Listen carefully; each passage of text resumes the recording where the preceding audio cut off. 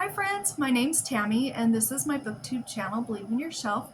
And today I have for you a tag. It's a really fun tag. I'm super excited to film this and I hope you enjoy it and that you might leave some of your answers down below in the comments as well. But before I get into that, I just want to give a really fast update on my dad. He is still in the rehabilitation facility and he'll probably still be there for another week or two. Hopefully we're working towards him coming home, and but he is doing better, so I just wanted to let you know that.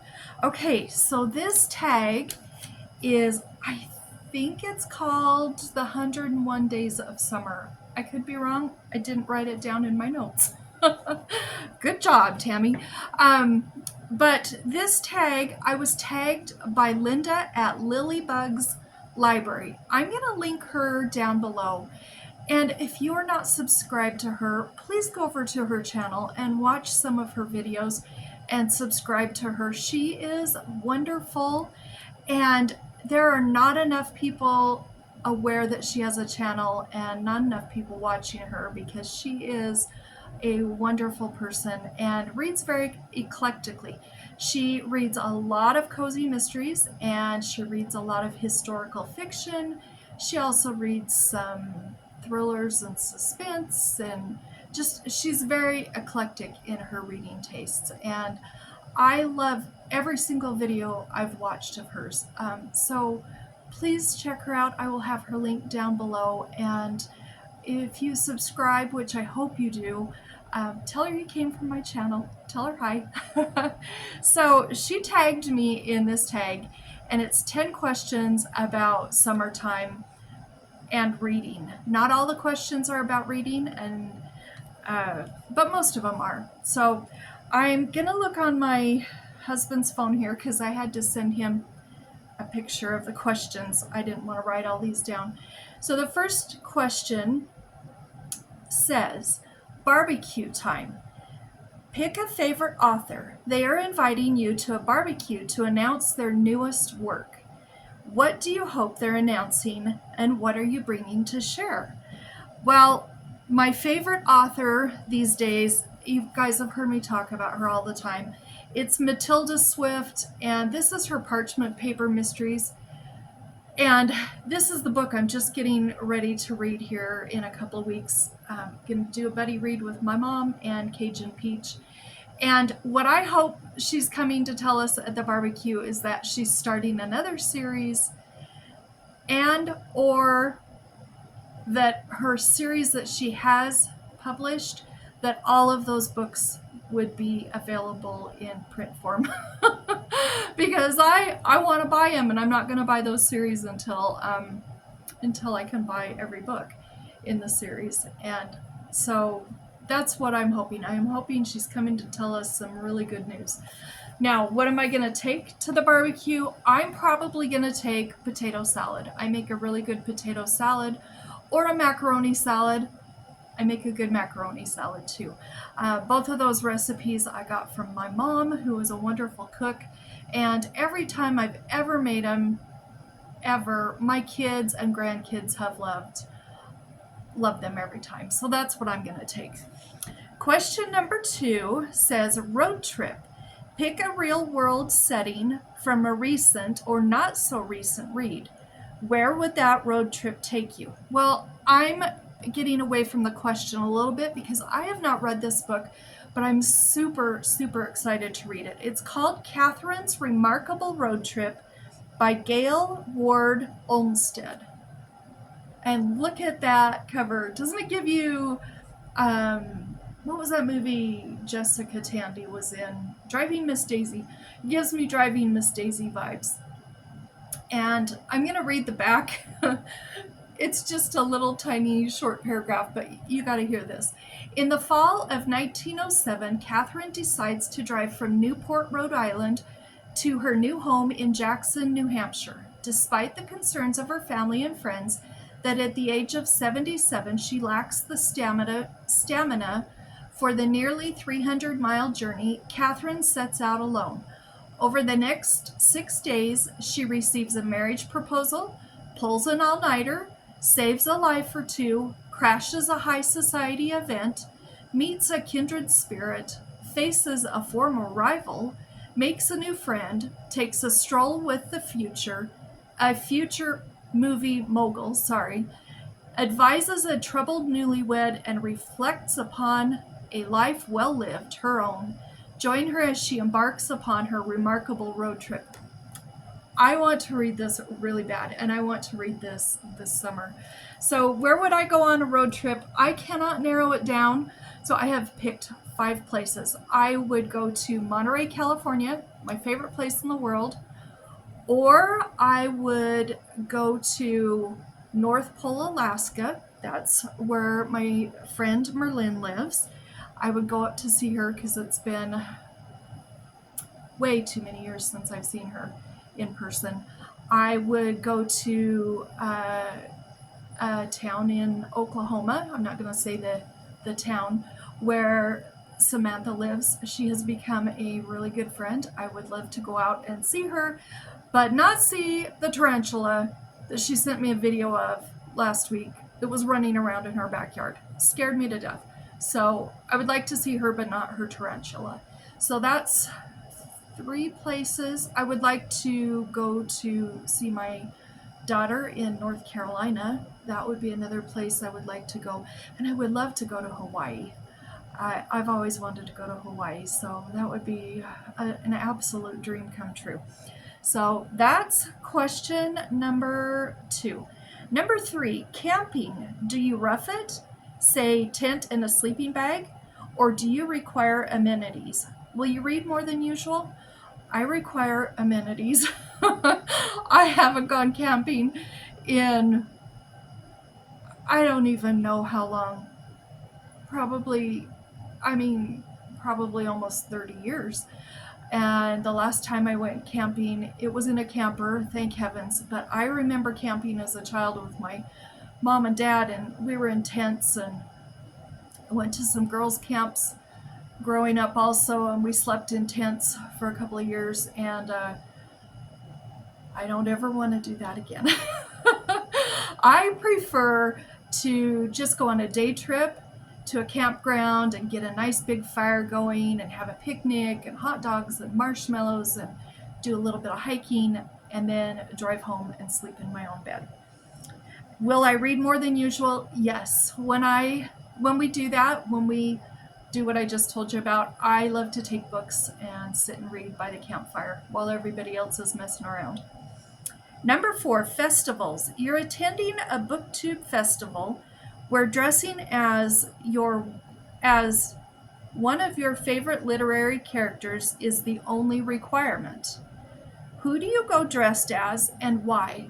I would like to go dressed as anybody set in the 17 or 1800s because I love all their, especially the Regency era.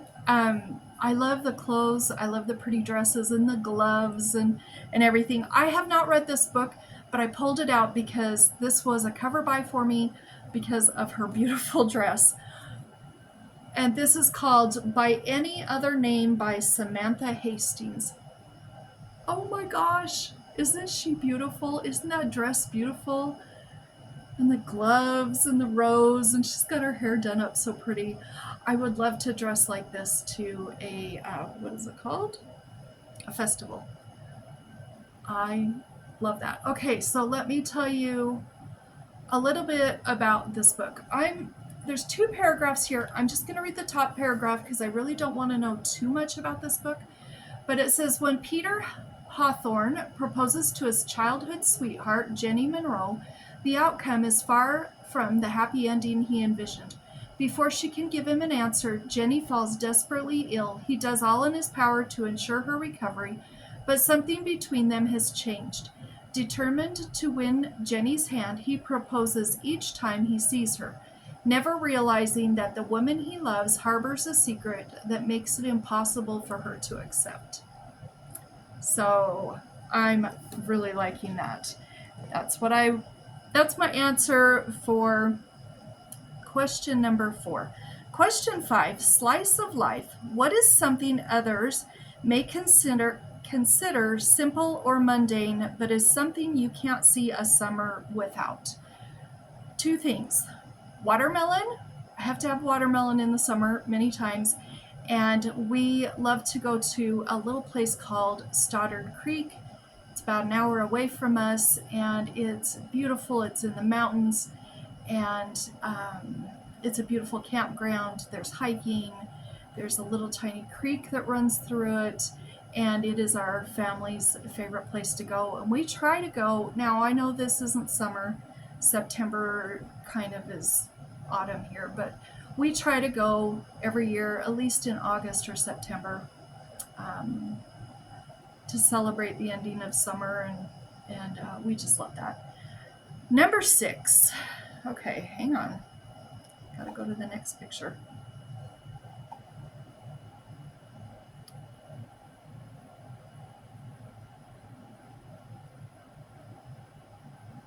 Scary story. Which author would you invite to go camping with you, knowing you would want to hear the scariest story they can tell around the campfire? Okay, I don't want to be scared. You guys know that. I don't want a scary story. So I'm going to invite Kate Klise, the author of the middle grade series 43 Old Cemetery Road. Look at the cover. That's as scary as I want. So if she wants to come camping with us, she can, and she can tell us some stories because she's hilarious. She's so funny, and her stories are not too scary. Let's see. Question number 7. First love or summer crush. A romantic interest during the summer months often leads to a bittersweet ending or a lasting impact. Which do you prefer to read? How does the age of the characters affect this opinion? Well, to me, a bittersweet ending leaves a lasting impact, but I don't like to sit out and read books that I know are going to make me cry, but I do love romances, and I want to talk about a book. It is called The Wedding by Nicholas Sparks. And if you haven't read this and you think that you might want to read this someday, please turn the volume down until you see me put this book down, because I am going to give some spoilers. And for those of you who don't think you're ever going to read the book, or you already have and you know what I'm going to talk about, go ahead and keep listening. So this is the story. It's been probably 10 years since I've read it, so the details are going to be kind of sketchy with me. But it's the story of an older gentleman. He's retired. His wife's retired. And he has a daughter who is engaged and is going to be married and is planning her wedding. Now, he has not been very attentive to his wife. He hasn't been mean or anything. He's not an abusive guy or mean or anything. He just hasn't gone out of his way to be very loving, pretty much their whole married life. And even though they used to be in love, she is not so much in love with him anymore. He still loves her, but he doesn't know how to fix things because he wants things to get back to what they were when they were young. And so his daughter is planning her wedding, and this takes several months. And when she goes dress shopping, she takes her mom, and of course everybody there in the party there decides which dress they would love to have, and she picks out a dress too if it was her, and they pick out all the refreshments, and the daughter picks them out, but the mother's involved the whole way along, and she helps make decisions, and she gives her opinions.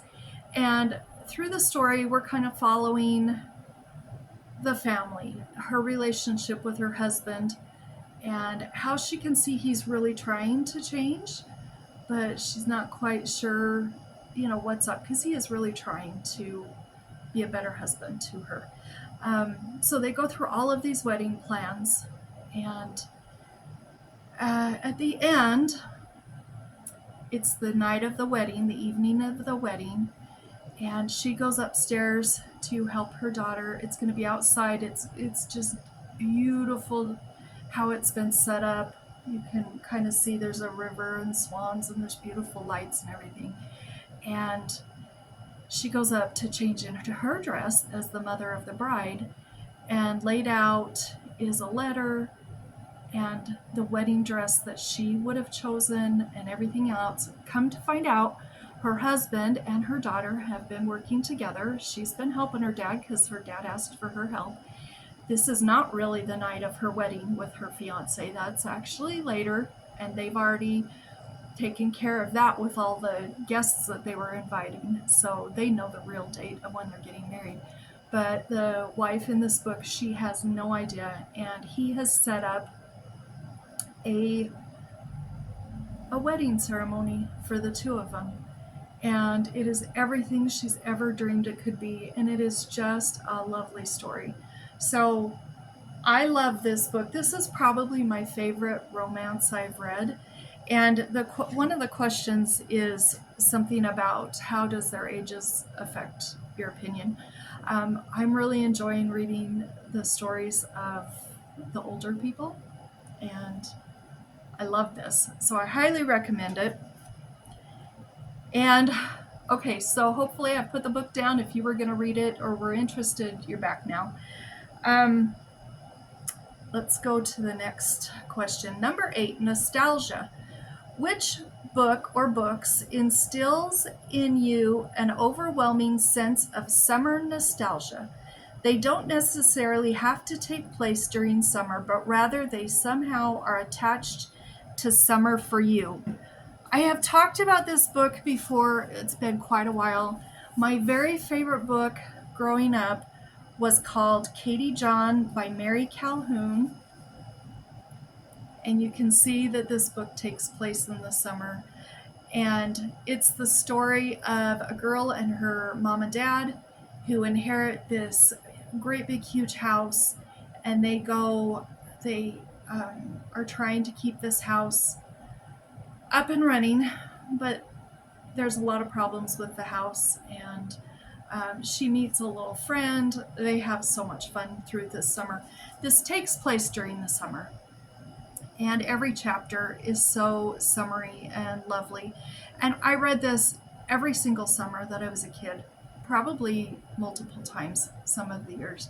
And I've read this quite a few summers as an adult, and I love this book. So that's my answer for number 8. Number 9, summer stories.